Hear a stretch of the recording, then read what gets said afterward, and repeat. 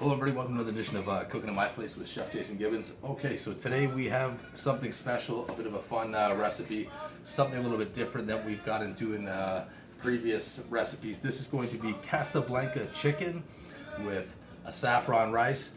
We're going to add a little bit more into that rice, give it a bit more of a Moroccan twist, and make that a bit more fun. So welcome. Remember, Arm the Animals, a great cause. Check it out. I've mentioned in my previous shows. But have a look at their website, armtheanimals.com. They got a lot of cool stuff going on, and they do a lot of great things. So let's get right to it. Let's discuss our ingredients for today. So today we have some boneless, skinless chicken thighs. I have used a whole chicken because I had a whole chicken in the freezer that I had on sale. So I parted it up, cut it up into small pieces, and I've marinated that. I'm going to tell you how we're going to get to that step in just a minute as we name our ingredients. So in the ingredients we have turmeric, that is 1 tablespoon, half a teaspoon of cinnamon. We have 1 tablespoon of, this is Italian spice, so if you don't have like a ready-made Italian seasoning, this is like rosemary, marjoram, thyme, oregano, a little bit of garlic flake. We have some bay leaf. We have a tablespoon of that is garlic puree. We have 1 tablespoon of ginger puree. We have 1 teaspoon of smoked paprika. We have half a teaspoon of chili flakes, 1 teaspoon of cumin.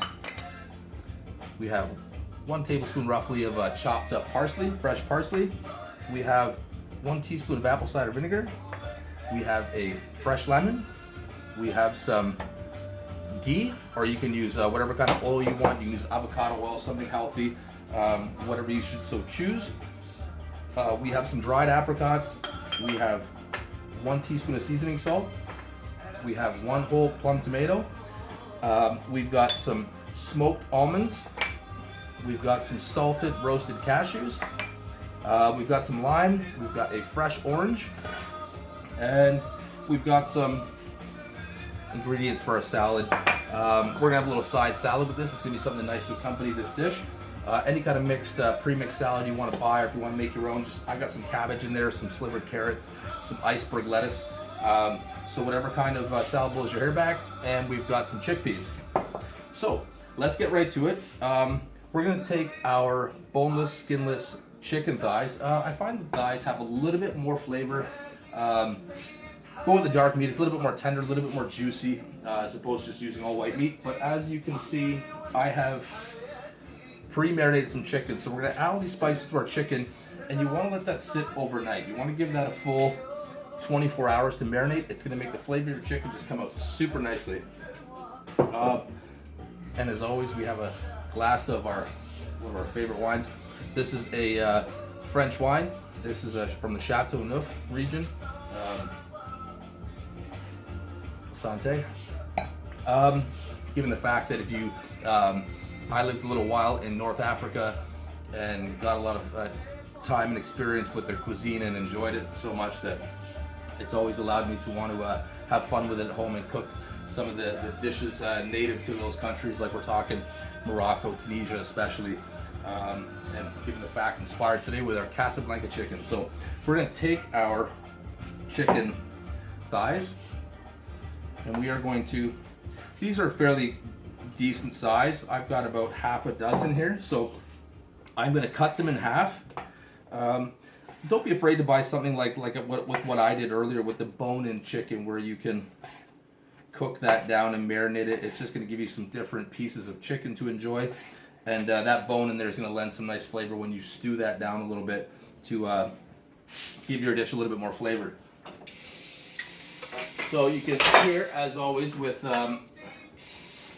working with raw chicken, we're going to give our hands a nice clean and provide ourselves a secondary cutting surface to continue with our dish.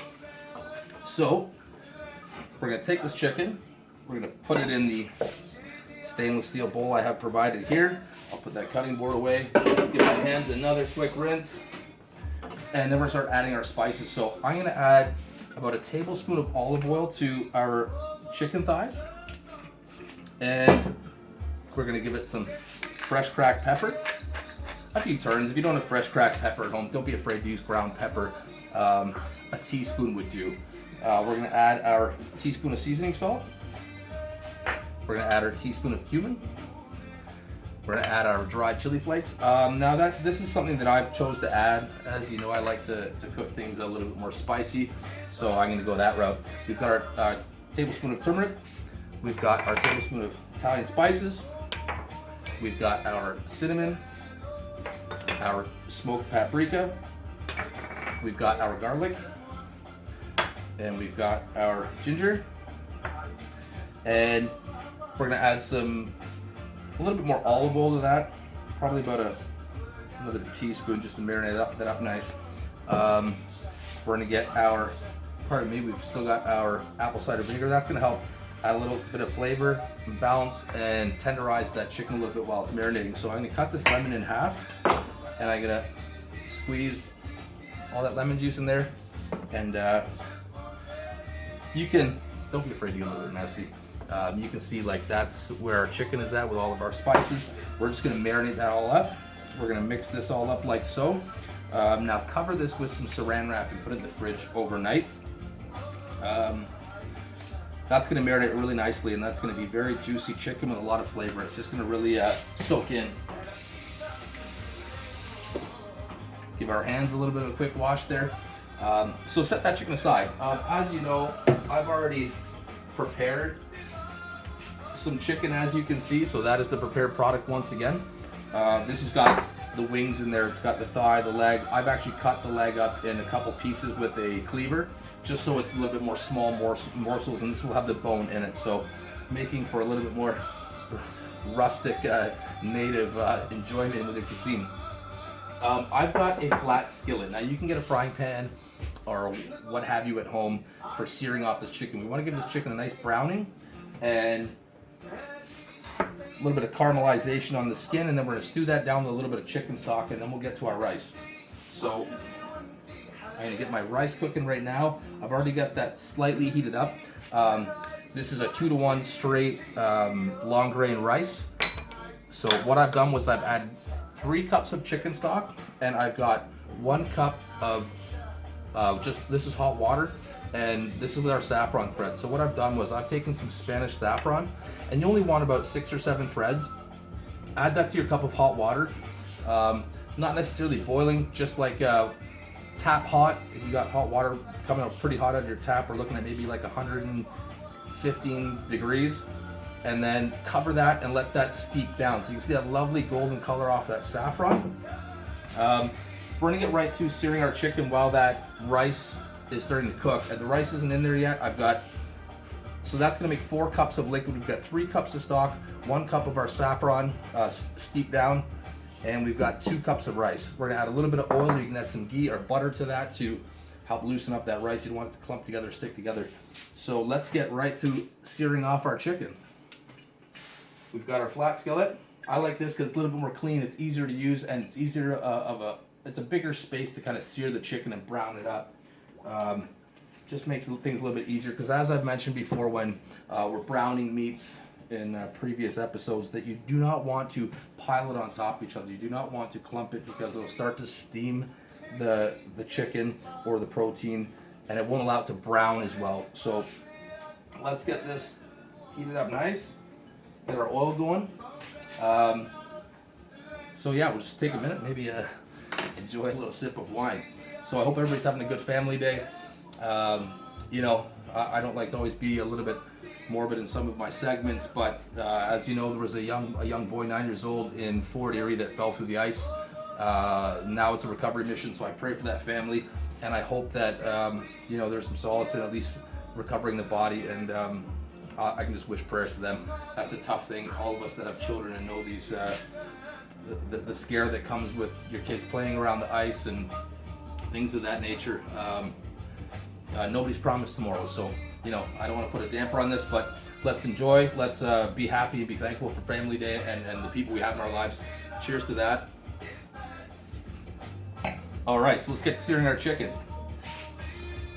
You can hear that nice sizzle in the background there. This is a whole chicken, so there's all kinds of nice pieces of different meat in there. I've even got the wings in there.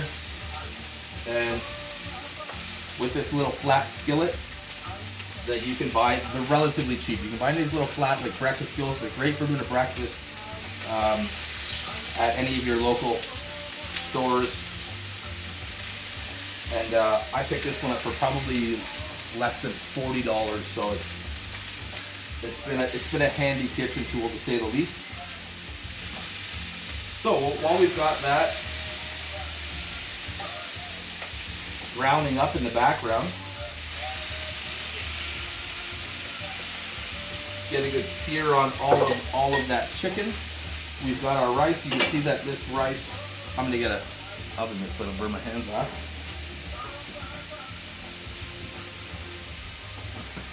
And just kind of show you. So that's my chicken stock that's kind of come to a boil. I'm gonna add my saffron, steep water, and bring that just back up to a boil, and then we're gonna start adding some other ingredients.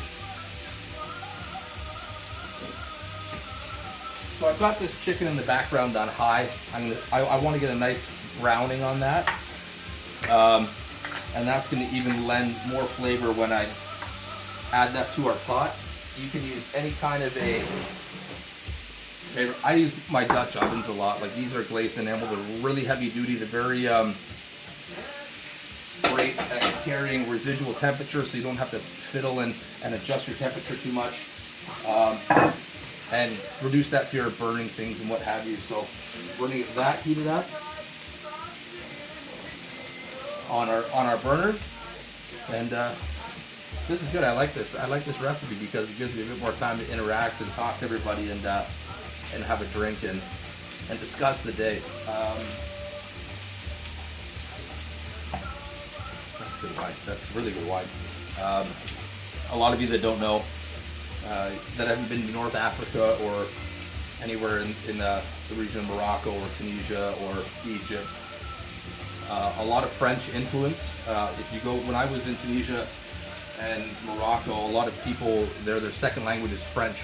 I also worked in London, England with a lot of people that were from those regions, and they speak a very Parisian-esque French. So I'll drink a French wine to that, huh?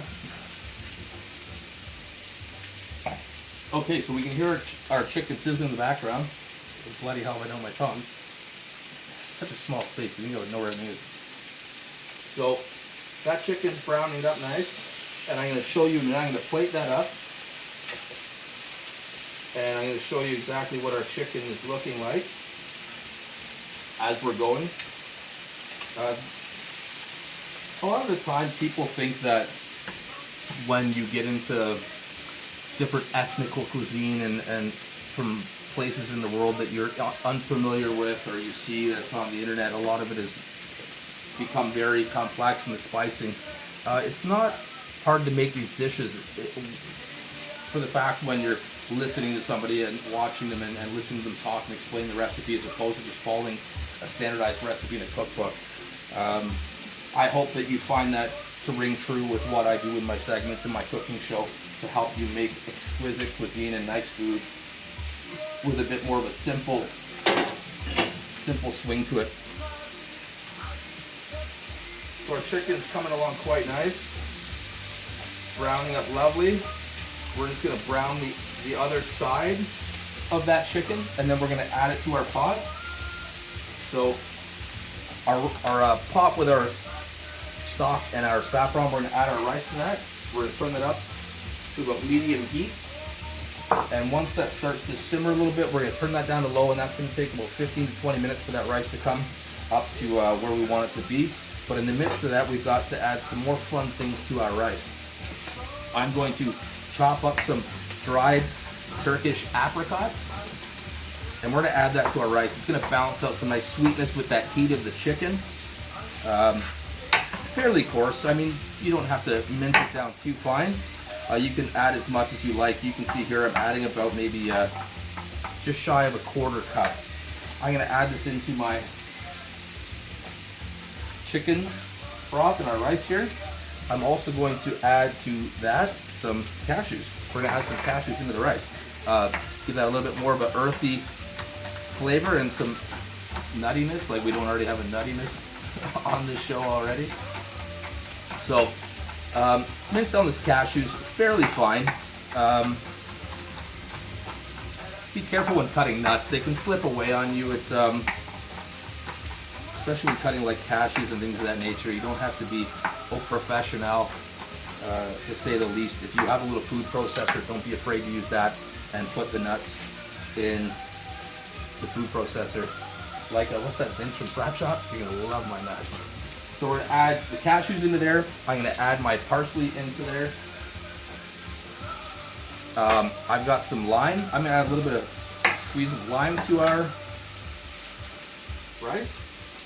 And that's already starting to come to a little bit of a simmer. I'm going to add my chickpeas. And that there is about, that's 3/4 cup of chickpeas.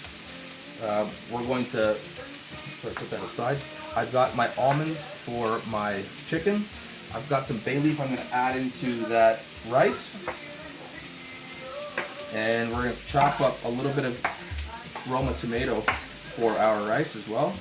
That chicken's sizzling nice in the background. I don't really have to babysit that too much. I just, as much as I brown that up nice without burning it, is going to be lovely. So let's add our tomato to our rice. And grab your favorite wooden spoon and let's give that rice a little bit of a stir. There we are.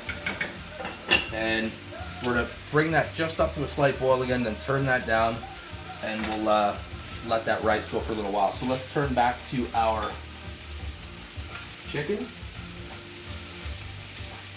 And I'm going to start to plate that and show you exactly where we want to be.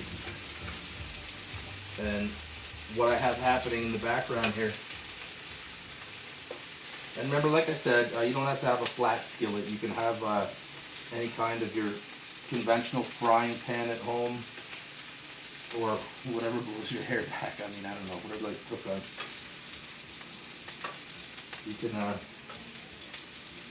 cook it on your nan's favorite baking sheet. Any good chef with a salt shouldn't be limited to his methods of cooking.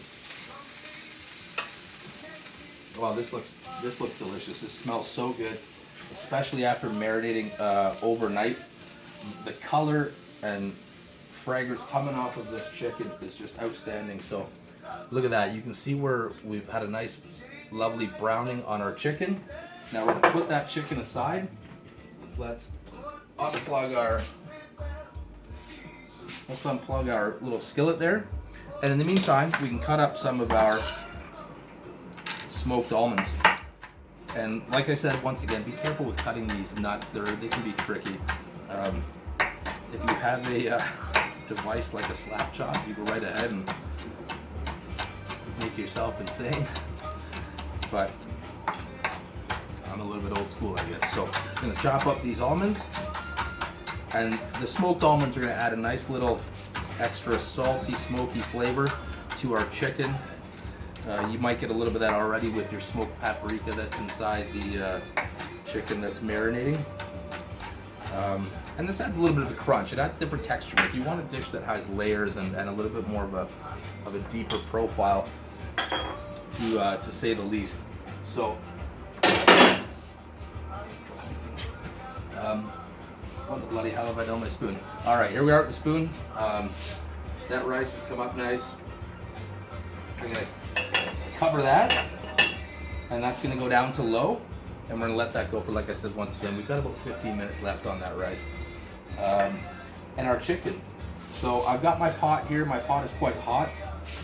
I'm gonna add to this Dutch oven this chicken, and you can hear that that's nice and hot as well. And that's lovely. So I'm gonna add a little bit of our ghee to add like a little bit of a buttery texture. And the nice thing about using ghee, they use it a lot in Indian cuisine as well, is that it has a very high smoke point. Cooking with butter, because of its smoke point, it tends to burn quickly and it'll offset the flavor in your dish. When you use ghee, it's a clarified type butter. This is a vegetable ghee, so it's broken down vegetable oil, where it's got a little bit more of a, we'll say, stability when it comes to cooking at high heat. and that's why I like it for searing. So I'm gonna go ahead and add about a teaspoon of that. I'm gonna add my almonds. In go the almonds with our chicken. And I've got 1 cup of pre-prepared chicken stock. If you don't have like a good chicken base, use your standard bouillon cubes. 1 cube per cup is the standard usual ratio for using bouillon. So it's on the back of the package. I'm sure if you can read English, then you'll be okay. Let's add our chicken stock. Or then again, you can buy like a lot of the comes in like usually like a little 1 liter carton, or in the can you'll have your chicken stock or broth, what have you, and you can use that and really enjoy yourself. So this is good. So let's I actually have time to tidy up a little bit here. So as you can see, sometimes a dish that might otherwise seem very complex and difficult can be quite easy if you have your mise en place. And mise en place is everything has its place, everything is prepared, and this is the standard in kitchens when you're preparing food. You have everything set up in front of you, everything's done beforehand. It's like I've mentioned before, it's the same as painting. All the cutting and all the preparing and the taping and things like that come along with making something look fantastic and look great at the end comes with preparation. The same with cooking. I can't emphasize that enough. So I've got a microplane here, and I'm going to add a little bit of orange zest into our chicken. This is going to give it a nice citrusy balance, a little bit more of a vibrant flavor, and something to kind of jump out at you while you're enjoying that. So just a little bit. And when you're zesting, you just want the top layer of the skin. Don't get right into the rind, because that's where your bitterness comes from. You just want to lend that nice citrusy balance. You get too far deep into that, it's going to offset your dish. So just about maybe 1/8 of this orange is what I'm zesting into the chicken. And oh, I can already smell that orange already when I get that zest in there. It's just absolutely fantastic. It's so great. So we can tidy up a little bit as we're going here. And that's always a nice thing to do, like clean as you cook. You don't have to, a lot of people, especially home cooks, they start cooking and they're like, holy shit, but what a mess. There's so many pots, so many plates, so many utensils, and everything's all over the place. And you're like, I don't want to do this again because the cleanup is so intense. And if you pre-prepare your products and kind of give that a little bit of a tidy up, it's going to make for stress-free cooking, and that's a great thing. We don't want cooking to be an unpleasant thing, and for a lot of people, that's what comes with it, is the mess, the time. But as you start to gradually prepare more and get your ingredients assembled before you start cooking, you'll find cooking to be a lot more enjoyable. So, it's a touch hot. I'm always so brave. I don't have my hot hands as much these days. So, you can see that is how we're kind of cooking down our chicken. And a lot of the marinade and seasoning coming off that chicken is going right into that chicken stock that we added. And it's going to make it so lovely. As I didn't mention in our initial ingredients, I usually would use some fresh diced tomato, but I have some set aside for my salad. I've got a little bit of canned diced tomato. I'm going to add just a pinch of that into our chicken. So that's about 2 tablespoons of diced tomato. And that'll be quite nice with that as well. So let's give this a little bit of a stir.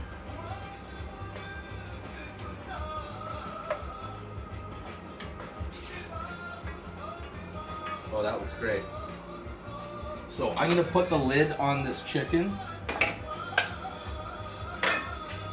and finish cooking it down. So with your rice is going to be, we're probably about 12 minutes away on our rice, and coming to kind of the close end of where our preparation for this meal is. It's just the cooking procedures, and then as always, I'm going to add the finished product to the thumbnail, and I will post it on Facebook for all of you that follow me on Facebook or on Instagram, and I will add all of those things to show you what the finished product was, as it gets a little bit time consuming. I think we're about 25 minutes into the video, and we've covered all the bases and discussed where we want to be with the dish, and I will give you the finished product, and hopefully you enjoy it, and this is something that you try at home. So everybody have a great family day. I really appreciate you tuning in and watching this, and hope everybody had fun. It's really beautiful outside for those of you in Southern Ontario. Not as warm as it should be, but it's quite nice. Thanks everybody for watching Cooking at My Place and enjoying Casablanca chicken. The finished product will be posted soon, and I will, as always, if you want to inbox me for a little bit more of an in-depth kind of layout or a written description of the dish, I would be absolutely more than happy to do that, or inbox me, message me on Instagram, and don't forget to follow my cooking channel, Cooking at My Place. It's kind of growing and having some fun, and people are starting to really buy into it and enjoy the recipe, so it's kind of kept me doing it. So have a great weekend everybody, and thanks very much, and don't forget to check my Instagram, Chef Jason Gibbons, or also check my Facebook for the finished product, and I'll show you the dish and how it looks and how pretty it is and just exactly how delicious it is. Don't forget to support Arm the Animals. They're great cause, and have fun.